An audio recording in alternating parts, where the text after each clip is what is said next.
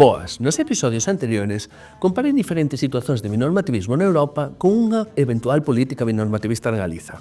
E cual sería a súa principal vantaxe?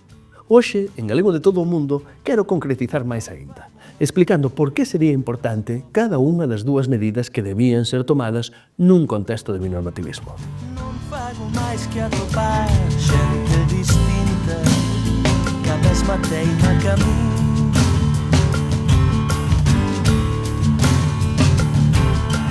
Non fago máis que ouvir outras voces que son a mesma voz.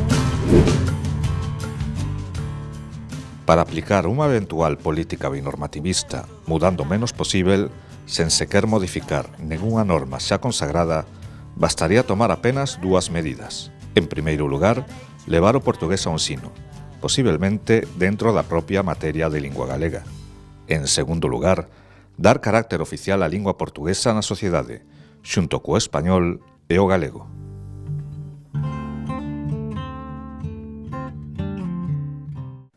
Quer dizer, que ninguén imagine que do binormativismo viría algo parecido a unha revolución, porque as medidas que sería necesario tomar, a pesar de enormemente eficaces para a normalización lingüística, serían prácticamente imperceptíveis para a esmagadora maioría da populación.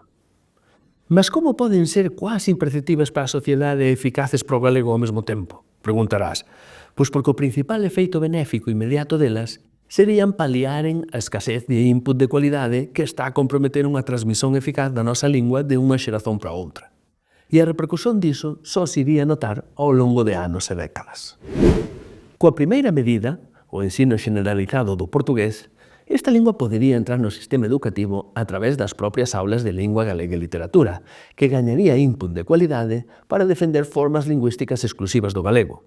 Por exemplo, o léxico das partes do corpo inexistente en castellano, calcañar, coxa, testa. Este input, quer dicer, este contacto frecuente coas formas orais e escritas do portugués é imprescindível porque na súa variedade, portuguesa, brasileira, a que for, non só non está marcada política e socialmente, como tamén é imprescindível para a comunicación, algo que non acontece aquí coas formas non coincidentes co castellano.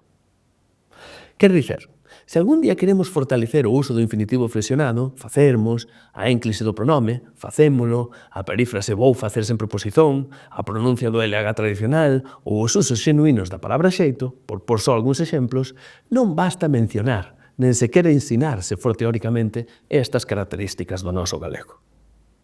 Mas esta iniciativa tería un segundo efeito benéfico. As novas xerazóns pasarían a beneficiar de coñecer as outras variedades da lingua común, podendo obter unha certificación no final de cada etapa do ensino. Que mellor forma habería de represtixiar a materia de lingua galega e literatura? Coa segunda medida, a oficialidade do portugués, esta lingua sería recoñecida como unha das posibilidades para dirixirse á administración pública, que non podería excluíla das axudas públicas que costuman receber asociacións e medios de comunicación, á marxen de cual fose a lingua usada pola propia administración nas súas respostas aos administrados e ás administradas. Esta iniciativa é fundamental para a primeira medida funcionar, pois únicamente aquela non paliaría eficazmente a escasez de input que sofre o galego. Por que?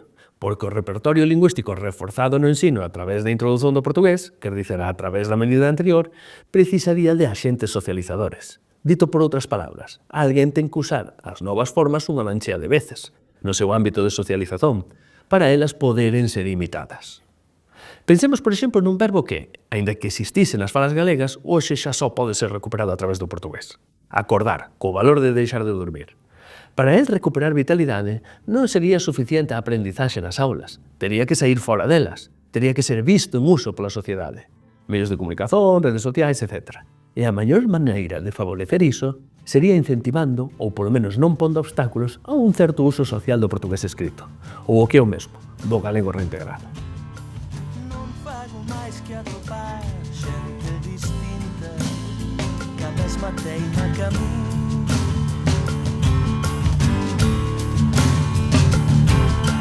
Non fago máis que ouvir outras voces